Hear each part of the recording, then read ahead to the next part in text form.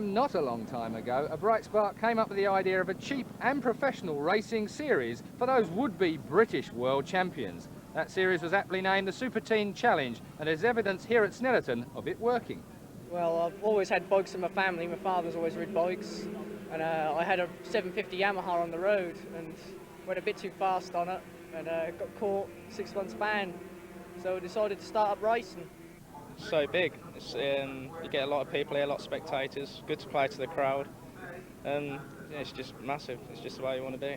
Yeah, I got a bit of a surprise first time I went out. It's totally different than riding on the tracks. The tracks are a lot smoother and people go a bit faster, I think. So it's the corner speeds, I think, which is really a lot different than the roads, because anyone can go fast in a straight line. It's actually getting around the corners quick.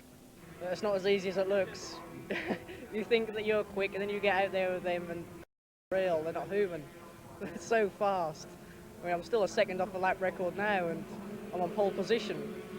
It's unbelievable. We find it very hard at the moment. We've got a few sponsors behind us, mainly helped by my dad and his firm. Colin Bree's been helping a lot with the tuning for the bike, but you know, cash is very hard to come by, especially with tyres and stuff like that. You're going through them like no tomorrow, and it's just hard to get the cash.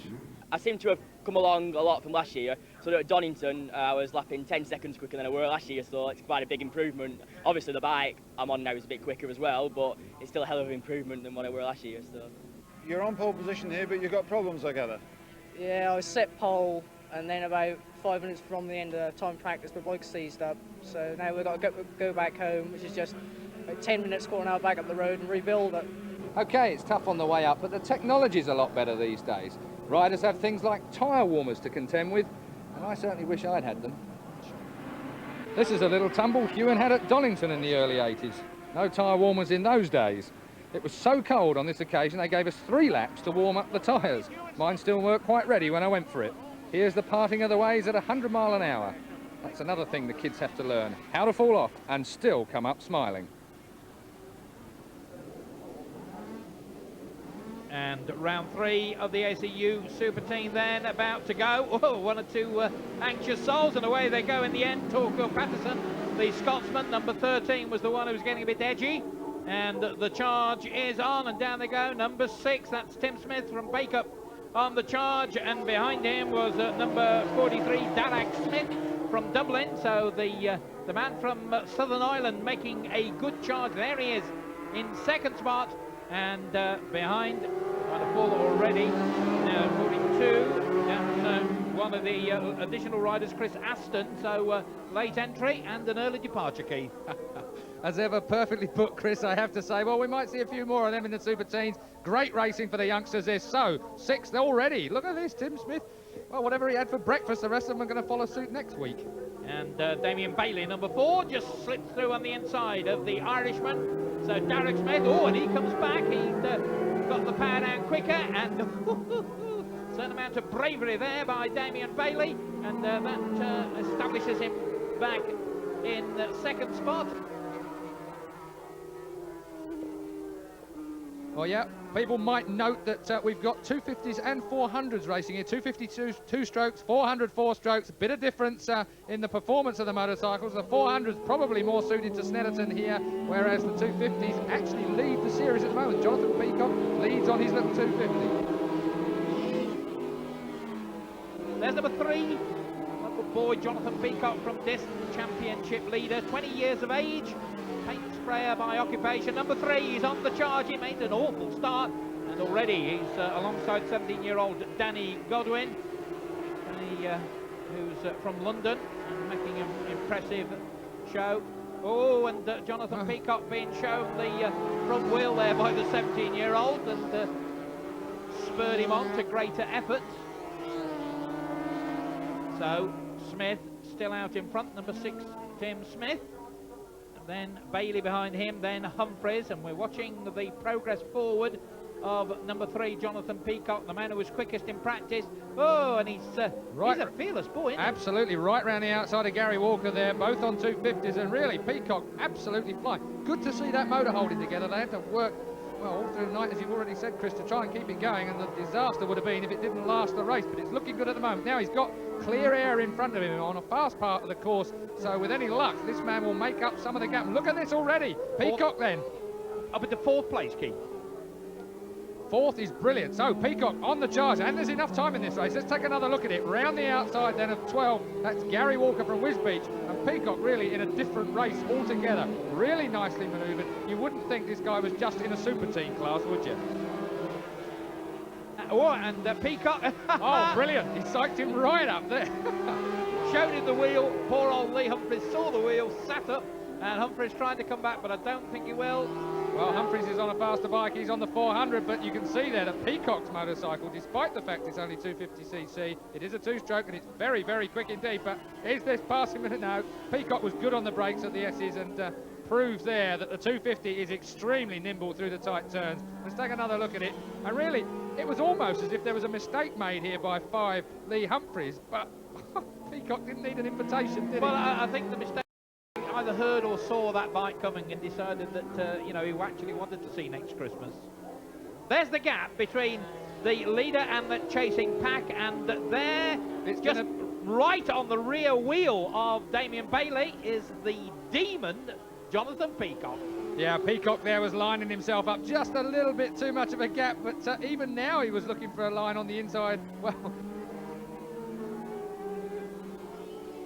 oh, and look at this, he's having a look around the outside at the bomb hole now, lining him up still. He's going to come into the fast right-hander Coram curve. I'd be surprised if he slid underneath him there, but he's definitely going to make a passing manoeuvre into the chicane at Russell's. Watch for Peacock, bike number 3. Yep, up the inside, demon braking job. Is he going to do it? Yes, he is. Well, 4 there, Damion Bailey. 11 out of 10. Yes, 11 out of 10, I think we'll give him that. We worked at it, you know exactly what he was going to do and when he was going to do it. Absolutely. And, for a youngster, that really is good. The point you've made, Keith, is absolutely true. Oh, and let's see the pace, though. Now, the Suzuki Peacock has worked overnight, but I think he's had to put the old barrels back on, and they're not quite at super peak performance, Keith. Well, that is a 400 he's up against, and that's uphill on the start and finish straight, which the little 252 stroke will struggle with a bit more than the grunt of the 400 Honda that Bailey is on. So Bailey's 400 Honda, a little bit more grunt there, and Peacock is going to have to wait now because he's got to go all down the back straight. But I have a feeling that he's so close. He's in the slipstream. That's why the bike looks a bit quicker. He's being pulled along by the Honda in front of him. He's pulling alongside him, and I defy Bailey to outbrake him at the S's. Well, thank God I'm right for a change. Well, I think he thought about it, but the 20-year-old motorcycle dealer, or motorcycle salesman, I should say, from Tunbridge Wells, has to finally admit defeat. But he's still trying to hang on, and if he can stay in his slipstream as he proved last time going up the hill, that 400 may well have the legs yet, Keith. Yeah, that's a good point. Peacock knows the task in hand. He's got to get through Coram and this next session, the Russell chicane, as quickly and as smoothly as he can, so the Honda doesn't out-drag him up the hill. And we're coming to that hill now, and Bailey overshot very slightly, so Bailey would have scrubbed off too much speed, and I don't believe there's going to be anywhere near like the time now for Bailey to get on terms with Peacock. Peacock should just about be able to hold it up this, well, he will hold it up this straight, but it's the back straight where Peacock, if he gets a good run onto it, he'll be able to hold this second place. Now let's have a quick glance at the Motorsports and Unisys timing monitor. 8 seconds now the gap, so Peacock has been held back a little bit, and Smith on that rocket ship of the V&M Yamaha has established an 8-second lead. There's the leader there, and there behind is the battle. Now that's the gap. There's the leader going out of your shot. Here comes the man Peacock, Jonathan Peacock, who's on the charge, putting up fastest laps, lap after lap. Then comes the battle for 3rd place between number 4 Damion Bailey and number 5 Lee Humphries. And the gap 6.9 seconds. It's coming down. If this was well, if it was a 25 lap race, I think Peacock might win. Yeah, someone better tell him that, because he really looks like he's trying for it, and the worst thing he could do is throw it all away, because second place is secure and he is the series leader. He is indeed, with not a too great a lead at the moment over Tim Smith. So Tim Smith will come back on him just a little bit. The gap at the moment 8 points, so it'll come down to 5 points if Peacock can finish second, and Peacock will be happy enough if he does finish second, because yesterday is very dispirited. He didn't know whether to put a nickel seal barrel on and hope to get performance, but perhaps not have the reliability, or put the old barrel on that was going to be a little bit slower.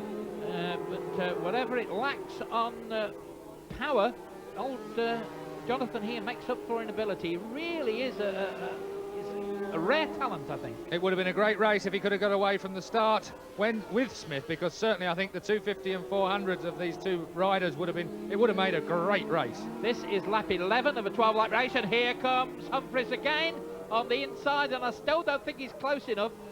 Tantalisingly close. He must be kicking himself with frustration. He really is trying so hard. Well, he's looking at it, but he's not really learning anything from it lap on lap. He's just, every lap he's looked at that inside manoeuvre, never been quite close enough, never really looked like he was going to make an effort for it. But I think he'd better sit back just one, because I think he's got one more lap after this one to go. That's absolutely right, and I think it's going to be a battle all the way to the checkered flag for third spot. Hard on the brakes, Humphries can't quite get through the third place. But let's talk a little bit about the men who have emerged from this Superteen. Sadly, the demise of Peter Bolt, the editor of Motorcycle News, took a lot of the push behind this series away. Peter was a great supporter of it, but it's produced people like James Hayden and Darren Mitchell and Kevin Woolley, some very talented young riders. Mark Snell, another one. But what needed is to give the guys who do the business, like number 6 here, Tim Smith, and number 3, Peacock, who is getting closer and closer, but he's going to run out of time. And as Keith Ewan quite rightly says, it would be very sad if he just got a rush of blood to the head and threw it away. But look at the gap is down to less than 4 seconds now. Well, Peacock is really in remarkable form. 11 laps gone, the final lap now, and Peacock has consistently put the quick laps in. The checkered flag is ready though for Tim Smith, and the V&M team will be delighted with that. But as you said, Keith, what a pity Peacock didn't get away with him. There's not going to be a lot in it at the flag, and Tim Smith just checks over his shoulder. He doesn't want to be caught napping. But a win for Tim Smith, and that will close the gap at the top of the championship table. What a great ride, though, for Peacock now. Who is it going to be in third spot? And, well, would you believe it? Damion Bailey hung on to third spot, held off the attentions of Lee Humphries, and that really was a splendid race. There's the winner, Tim Smith, and he's cut the gap over Jonathan Peacock now to just 5 points. So victory for Tim Smith, a young Yorkshireman who's benefiting from good machinery and good advice. A brave run by Jonathan Peacock of Diss, who retained the championship lead, with 4th place Lee Humphries from Kettering retaining 3rd place overall. Tim, good ride. Thanks. Right away from the front, and away you went. Yeah, luckily I got a good start and just thought first few laps I was going to go for it, and then after that I was just watching my pit board and trying to keep the gap the same. So, good race, finished 2nd. Were you happy with it after all that? Yeah, I was happy. I pulled my way through the field fairly well. I thought maybe he'd make a mistake towards the end. If he knew that I was catching him, I thought if I could pressurise him with the back markers coming along, maybe he would make a mistake, but he didn't. He rid really well, kept his head together, and well done.